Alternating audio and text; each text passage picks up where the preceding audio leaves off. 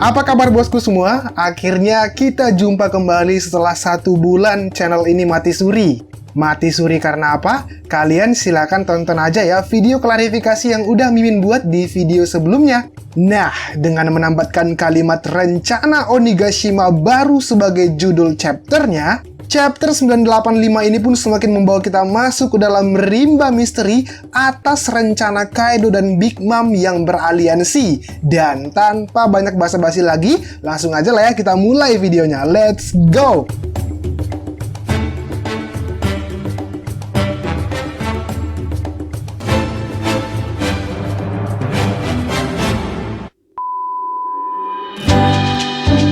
One Piece chapter 985 dibuka dengan sebuah cover majalah Shonen Jump yang bergambar kapten kita yang sedang memegang sebuah pensil besar dengan tulisan 23 OP bosku. Ini tentu adalah karena bulan ini manga One Piece telah menginjak usia 23 tahun. Wah, selamat ulang tahun yang ke-23 untuk manga One Piece. Dan terima kasih tentu kita sampaikan pada Eiichiro Oda dalam setiap karyanya yang selalu membuat kita bahagia. Semoga beliau selalu diberi kesehatan dalam menyelesaikan kisah petualangan yang sangat hebat ini. Nah, di halaman selanjutnya, kita lalu disuguhkan color spread yang digambar langsung oleh Oda menunjukkan trio barbar generasi terburuk sedang santuy makan siang di atas punggung burung beo. Sebenarnya cuma lo doang sih yang santuy. Luffy dan Kid udah pasti ketebak tuh. Setiap Oda menggambar dua karakter ini sambil makan, acara makannya pasti bakal kacau. Kayak di color spread ini nih, si Luffy nggak ada otak. Seperti biasa main colok makanan orang. Jadi dah tuh si Kid emosi jiwa. Yang aneh tuh di celana si Kid kok ada gambar si Brook ya? Mungkinkah Eustace Kapten Kid adalah fans berat Brook sang raja jiwa? Oke, kembali ke medan perang. Di awal panel kita melihat para sarung pedang merah yang terdiri dari Raizo, Kawamatsu, Ashura Doji, Inu, Neko, Kiku ditambah Izo. Mereka telah sampai di pintu belakang Onigashima tepat sesuai rencana mereka. Yang jadi pertanyaan, kemana Law dan krunya berada? Di chapter sebelumnya juga Marco terlihat bersama dengan Neko dan Izo. Lalu kemana perginya si burung Phoenix ini? Coba kalian tebak di kolom komentar ya. Nah, alih-alih bisa masuk melalui pintu belakang, para sarung pedang merah ternyata udah keburu dicegat rupanya oleh si brengsek bajingan pengkhianat Kanjuro. Dan Kanjuro dengan lantang lalu berkata, "Sudah kuduga kalian pasti datang. Hahaha, walau aku tidak melihat ada jejak samurai yang menyusup, tapi rasanya mustahil kalian akan melewatkan momentum ini. Akulah yang paling paham betapa tangguhnya kalian dan tidak akan kuizinkan kalian lewat dari sini." Izo kemudian terlihat kebingungan sedikit melihat rupa-rupa makhluk yang ada di depannya. Ada yang bertelinga layaknya tikus, ada yang bersayap layaknya capung, bahkan ada yang berbentuk samurai tak berkepala. Yang kemudian barulah Izo sadar bahwa Kanjuro ternyata bisa menggambar dengan bagus. Dan sesaat setelah Raizo meminta Kanjuro untuk melepaskan Momo, barulah kemudian tensi amarah para sarung pedang merah membara setelah mendengar perkataan Kanjuro yang menyiksa Momo sewaktu masih dalam penyanderaan.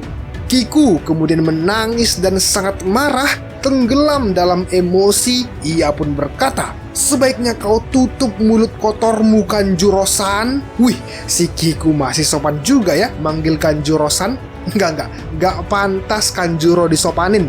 Kita ulangi lagi perkataan Kiku dengan kata yang lebih pantas. Kiku bilang, "Sebaiknya kau tutup mulut kotormu, bajingan, sebab sekali kau kena tebasanku, lukanya akan membekas sampai ke akhirat dan menyiksa jiwamu.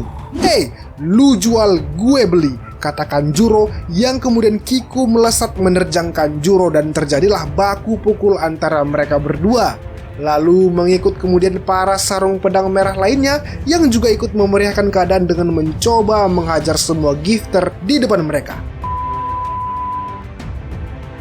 Sementara di dalam istana Kaido, Denden Mushi visual telah dinyalakan pertanda Kaido akan mulai siaran.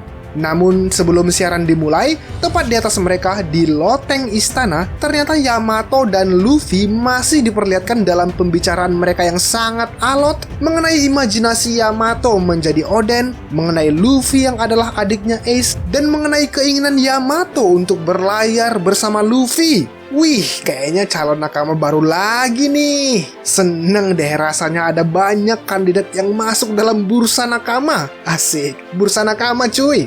Sebelumnya, kandidat terkuat adalah Carrot karena doi kelihatan udah akrab banget sama kru Straw Hat Pirates. Lalu ada Momo yang digadang-gadang juga bakal gabung, dan belakangan Yamato malah terang-terangan nih pengen jadi nakama.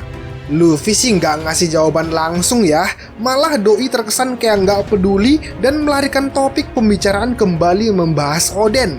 Bicara tentang Oden, Yamato pun bilang ke Luffy kalau ia nggak bakal bisa bebas kayak Oden karena kedua tangannya terborgol dengan borgol auto maut kayak yang pernah dipakai Luffy di penjara Udon dan yang pernah dilepaskan relik dari leher Kami. Lebih jelas kemudian Yamato curhat bahwa dulu ia pengen banget berlayar bareng Ace, tapi karena borgol yang telah melekat di tangannya sejak usianya masih 8 tahun itu otomatis meninggalkan Onigashima sama dengan auto maut bagi Yamato.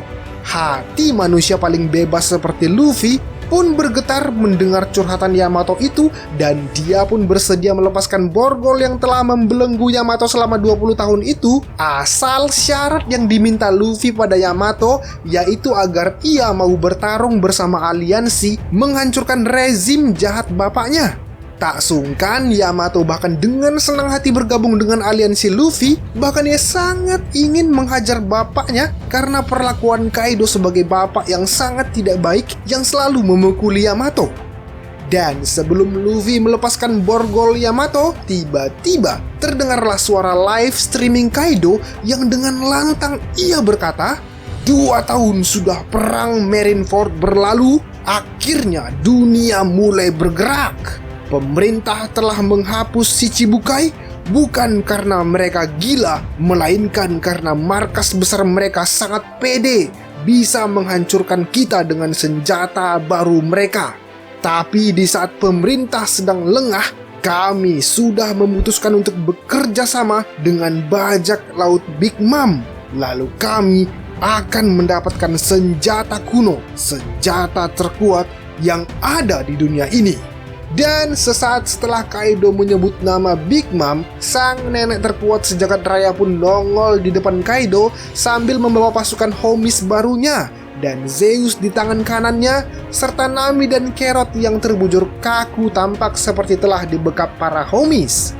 Melihat Big Mom yang telah datang itu, Kaido pun sedikit protes padanya, namun kemudian kembali Kaido menegaskan dengan lantang bersama dengan Big Mom. Mereka berdua pun berkata, dengarkan baik-baik, kita akan serius dengan rencana kita berikutnya, yaitu untuk mendapatkan One Piece.